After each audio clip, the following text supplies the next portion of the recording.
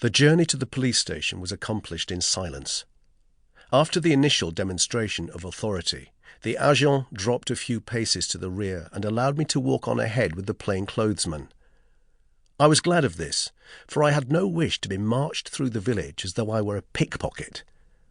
As it was, our cortège drew some curious glances, and I heard a jocular reference by two passers-by to the violon. French slang is very obscure. Anything less like a violin than the commissariat de police would be difficult to imagine. The only really ugly building in Saint-Gatien, it is a forbidding cube of dirty concrete with small windows, like eyes. It lies some hundreds of metres away from the village round the bay, and its size is accounted for by the fact that it houses the police administration of an area of which Saint-Gatien happens to be the geometric centre. The fact that Saint-Gatien is also one of the smallest, most law-abiding and least accessible villages in the area were evidently disregarded by the responsible authorities. Saint-Gatien is proud of its police station. The room into which I was taken was bare, except for a table and some wooden benches. The plainclothesman retired importantly, leaving me with the agent, who sat down on the bench beside me. "Will this business take long?" "It is not permitted to speak." I looked out of the window. Across the bay I could see the coloured sunshades on the reserve beach. There would not, I reflected, be time for a bathe. I could perhaps have an apéritif at one of the cafes on my way back. It was all very annoying. "Attention!" said my escort suddenly. The door opened, and an elderly man with a pen behind his ear, no cap, and an unbuttoned tunic beckoned us out. The agent with me did up his collar, smoothed out his tunic, straightened his cap, and, gripping my arm with unnecessary force, marched me down the passage to a room at the end of it.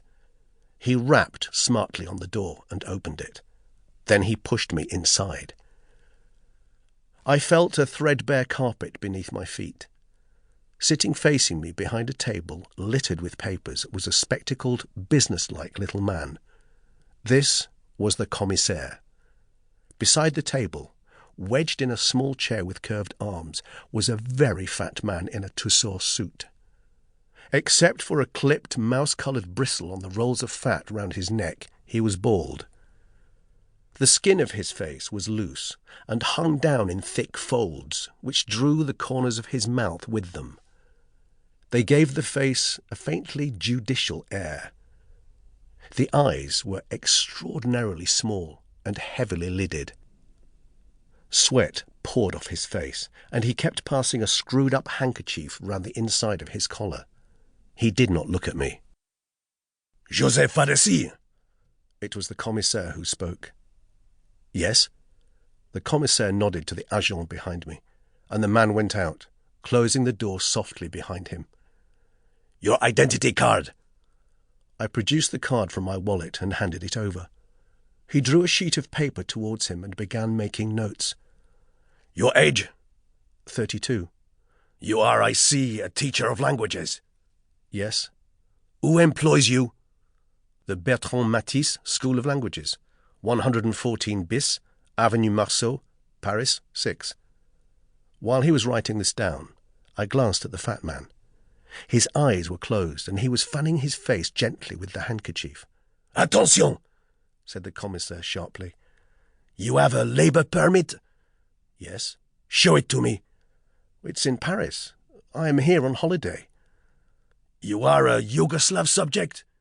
"No, Hungarian." The commissaire looked startled and glared at me. My heart sank.